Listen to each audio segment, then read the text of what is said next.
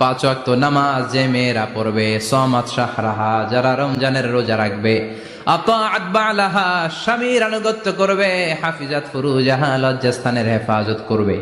এই চারটা কাজ যে নারীরা করবে, আটটা জান্নাতের দরজা তাদের জন্য খুলে দিবে কে? আল্লাহ। সহজ হয়ে গেল না? মাত্র চারটা। কয়টা? চারটা। আরো জোরে বলেন কয়টা? চারটা। মাত্র চারটা কাজ। আর কিছু কাজ করতে বিশ্বনবী নিষেধ করেছেন।